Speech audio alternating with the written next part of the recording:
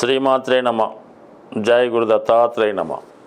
ఈ వీడియోలో మనం మకర రాశి వారికి జనవరి 19 నుంచి 25వ తారీఖు మధ్యలో జరిగే వార ఫలాలు తెలుసుకుందాం.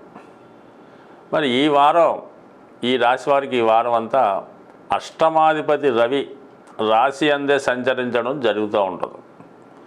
సో దీని ప్రభావం వల్ల ఏంటంటే జాతకుడు ఏ పని మీద కూడా స్థిరమైనటువంటి కాన్సన్ట్రేషన్ చేయలేకపోతుండడం, ఏదైనా ఒక పని ప్రారంభించడం దాన్ని మధ్యలో విడిచిపెట్టడం, అనవసర ప్రయాణాలు, ఒక గందరగోళం లాంటి స్థితి కనబడుతూ ఉంటుంది.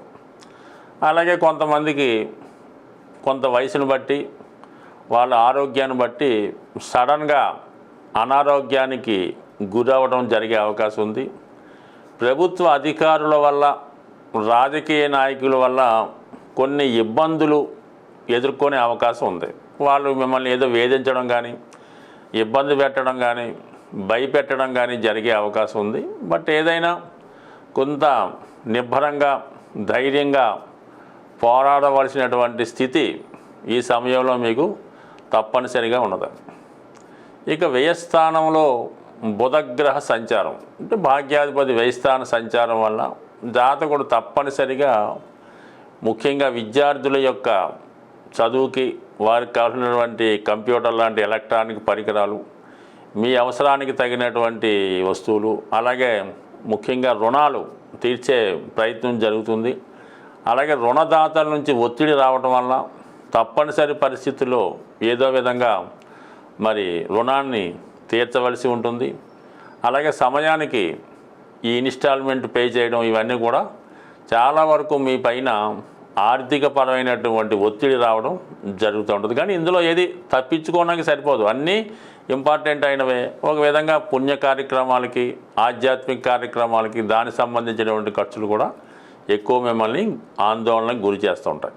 అయితే కుటుంబ విషయాల్లో చాలా వరకు తప్పనిసరి పరిస్థితుల్లో కుటుంబంలో ఏదో ఒక శుభకార్యం లాంటిది చేయవలసి ఉంటుంది. అది బర్త్డే ఫంక్షన్ అవ్వచ్చు, ఏదైనా ఒక పుణ్య కార్యక్రమం లాంటిదో, పూజా కార్యక్రమం లాంటిదో అవ్వచ్చు, లేదంటే మీ గృహంలో మీ కుటుంబ సభ్యుల్ని ఆదరించే విషయంలో వాళ్ళకి కొన్ని ఫార్మాలిటీస్ చేయవలసి విషయంలో కానీ, లేదంటే మీ యొక్క కుటుంబంలో ఎవరికైనా వివాహం జరగడం వల్ల వాళ్ళని అత్తవారింటికి ప్రయత్నం చేయడం, లేదంటే కొత్త కాపురానికి కావాలని సరంగామ ఏర్పాటు చేసుకోవడంలో చాలా వరకు కుటుంబ సభ్యుల ఒత్తిడి కూడా మీ పైన ఆర్థిక పరంగా ఎక్కువగా ఉండే అవకాశం ఉంది. అంటే ఏదో ఒక కార్యం ఏంటంటే, ఒక శుభ వార్త ఏంటంటే, మీ కుటుంబంలో ఒకరికి ఏదైనా ఒక ఉద్యోగం రావటం వల్ల వారు ఉద్యోగరీత్యా మీ కుటుంబానికి కొంత దూరంగా వెళ్ళవలసి రావడం వల్ల వారికి ప్రయాణానికి కావాల్సినటువంటి ఏర్పాట్లు ఇవన్నీ కూడా మీరు చేయవలసి ఉంటుంది. బట్ ఏదైనా ఆర్థిక పరమైనటువంటి ఒత్తిడి అటు వ్యక్తిగత విషయాల్లోనూ,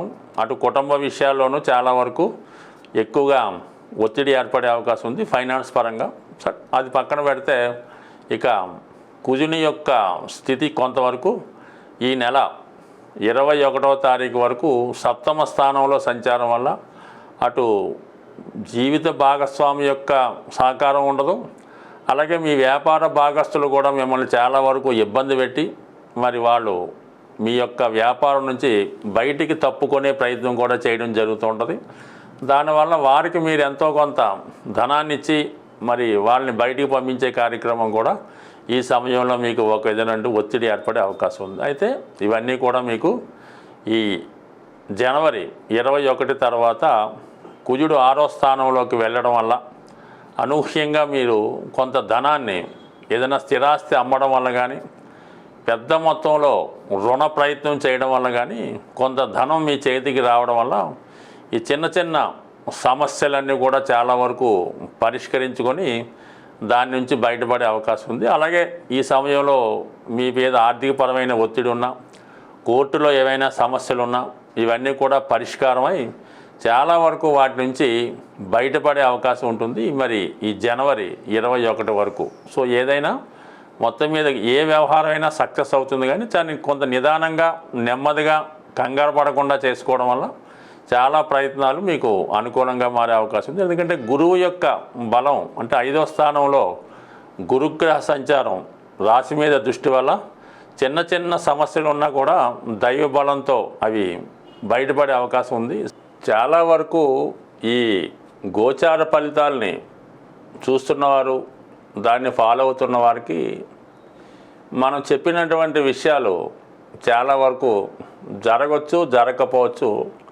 దానికి కేవలం మీ యొక్క గోచారమే కాకుండా మీ గృహంలో, అంటే మీరు నివసిస్తున్నటువంటి గృహంలో, అది అద్దిల్లైనా సొంత ఇల్లైనా కొన్ని వాస్తుపరమైనటువంటి ఇబ్బందుల వల్ల అయితే అవ్వచ్చు. అలాగే కొంతమందికి, కొన్ని రాసుల వారికి, కొన్ని వర్గుల వారికి కొన్ని దిక్కులు ఇబ్బందికరంగాను అనుకూలంగా ఉండే అవకాశం ఉంటుంది. అంటే మనం అనుకూలమైనటువంటి ఫేసింగ్లో మెయిన్ గుమ్మం ఫలానా దిక్కులో ఉన్నప్పుడు కొంతమందికి అనుకూలించే అవకాశం ఉంది. సాధారణంగా మనం గృహంలో నివసిస్తున్నప్పుడు ఆర్థిక పరంగా చాలా ఇబ్బందులు పడుతున్నాం, అప్పులు ఎంత కష్టపడినా తీరడం లేదనుకున్నప్పుడు ఖచ్చితంగా గృహంలో వాయువ్య దోషం ఉండే అవకాశం ఉంటుంది. అలాగే ఉత్తర దిక్కు కూడా కొంతవరకు దోషం ఉండే అవకాశం ఉంటుంది. కాబట్టి దాన్ని సరి చేసుకోవడం వల్ల కొంతవరకు ఆ సమస్య నుంచి బయటపడవచ్చు. అలాగే గృహంలో తరచూ భార్యాభర్తల మధ్య గొడవలు జరుగుతున్నాయి.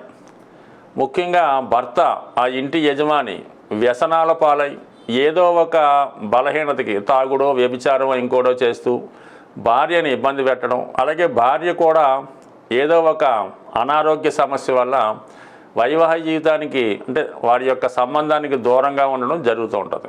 అంటే ఆ గృహంలో ఖచ్చితంగా ఆగ్నేయపరమైనటువంటి దోషం ఉండే అవకాశం ఉంది. అంటే ఆగ్నేయంలో ఏదైనా దోషం కానీ, వాటర్ ట్యాంకులో, సెప్టిక్ ట్యాంకులో ఇలాంటివి ఉండడం వల్ల, ఆ వంటింట్లో సరైనటువంటి వెలుతురు లేకపోవడం వల్ల కొన్ని ఇబ్బందులు ఆగ్నేయంలో ఉంటాయి. ఇటువంటి ఇబ్బందులు తరచూ వస్తుంటాయి. ముఖ్యంగా ఆ గృహంలో ఉన్నటువంటి ఆడపిల్లలకి వివాహం వాయిదా పడుతూ ఉంటుంది. ఇక ఈశాన్య దోషం ఉన్నప్పుడు ఆ గృహంలో ఎన్ని పూజలు చేసినా, ఎన్ని వ్రతాలు చేసినా కూడా ఎటువంటి ఫలితం ఉండదు. ఆ కుటుంబంలో మగపిల్లలు నిరుద్యోగులుగా ఉంటారు, తండ్రి గారితో విభేదాలు వచ్చే అవకాశం ఉంది. అటువంటప్పుడు ఈశాన్య దోషాన్ని సరి చేసుకోవాల్సి ఉంటుంది. ఇక నైరుతి దోషం ఉన్నప్పుడు తరచూ కోర్టు కేసులు, ఇంట్లో ఏదో ఒక పిల్లలకి యాక్సిడెంట్ అవ్వడమో, పెద్దవారికి యాక్సిడెంట్ అవ్వడమో, ఏదో ఒక అనారోగ్యం రావడం, తరచూ హాస్పిటల్ చుట్టూ తిరగవలసి ఉంటుంది. అటువంటప్పుడు నైరుతి దోషం ఉందని గమనించి దాన్ని సరి చేసుకోవాల్సి ఉంటుంది.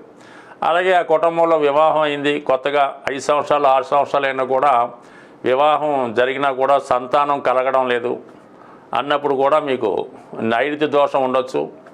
లేదా నైరుతి వీధిపోటు లాంటివి ఉండడం వల్ల కూడా ఆ వంశం అక్కడితో ఆగిపోయే అవకాశం ఉంది. అలాగే ఈశాన్యం ఎటువంటి ఇబ్బంది ఉన్నా కూడా మరి ఆ వంశం అభివృద్ధి చెందకుండా ఉండే అవకాశం ఉంది. ఎప్పుడన్నా సరే ఒక గృహంలో ఈశాన్య దోషం ఉంటే కంపల్సరీగా నైరుతి దోషం ఉంటుంది. ఆగ్నేయ దోషం ఉంటే వాయువు దోషం ఉండే అవకాశం ఉంది. ఇక వాయువు దోష ప్రభావం ఏంటంటే ఇంట్లో ఏదో లవ్ అఫేర్సు, అక్రమ సంబంధాలు ఉండే అవకాశం ఉంది. అలాగే ఈశాన్యం దోషం వల్ల ఆ ఇంట్లో ప్రథమ సంతానం మీద, ఆగ్నేయ దోషం వల్ల ద్వితీయ సంతానం మీద, వాయువు దోషం ఉంటే తృతీయ సంతానం మీద ఎక్కువగా ప్రభావం చూపించే అవకాశం ఉంది. ఒక గృహంలో తూర్పు కంప్లీట్గా స్ట్రగుల్ అయినప్పుడు, తూర్పు సంబంధించిన ఈ దోషం ఉన్నప్పుడు కేవలం ఆ గృహంలో స్త్రీ సంతానం మాత్రమే కలుగుతూ ఉంటారు. అలాగే ఉత్తర దిక్కు ఏమాత్రం వాస్తుపరంగా ఇబ్బందులు ఉన్నా, టాయిలెట్స్ వంటి ఉన్నా కూడా మరి ఆర్థికపరమైన సమస్యలు, అలాగే ఆ కుటుంబ యజమానురాలకి, స్త్రీకి ఏదో ఒక అనారోగ్య సమస్య, ముఖ్యంగా పిల్లలు నిరుద్యోగులుగా ఉండడం, ధనం సంపాదించకపోవడం, ప్రతి విషయానికి కూడా ఆ కుటుంబ పెద్ద మీద ఆధారపడి ఉండడం, ఏదైనా వాస్తుపరమైనటువంటి దోషాలు చాలా వరకు జాతకుడి మీద ప్రభావం చూపిస్తూ ఉంటాయి. జాతకుడి యొక్క దశ బాగున్నంతకాలం వాస్తు పెద్దగా ఏమీ ఇబ్బంది పెట్టదు. ఎప్పుడైతే జాతకంలో చెడు గ్రహాల దశలు కానీ, ఏలినాటి శని మొదలగు లాంటి గోచార ప్రారంభమైనప్పుడు వాస్తు కూడా ప్రభావం చూపడం జరుగుతూ ఉంటుంది. బట్ రెండు కూడా ఏదైనా జీవితం బాగుపడాలి, మనం అన్ని విషయాల్లో అభివృద్ధి చెందాలంటే మీ యొక్క జాతకంతో పాటు కంపల్సరీగా మీరు నివసిస్తున్నటువంటి గృహం యొక్క వాస్తు కూడా సరి చేసుకోవడం వల్ల అటు కుటుంబంలో అందరూ కూడా క్షేమంగా ఉండే అవకాశం ఉంది. ఒకసారి ఇటువంటి ఇబ్బందులు ఉన్నవారు మీకుగా పరిశీలించుకోండి. మంచి శాస్త్రజ్ఞుని చూపించి సరి చేసుకుంటే మరి రాబోయే రోజులు అదృష్టంగా మారే అవకాశం ఉంటుంది. స్వస్తి.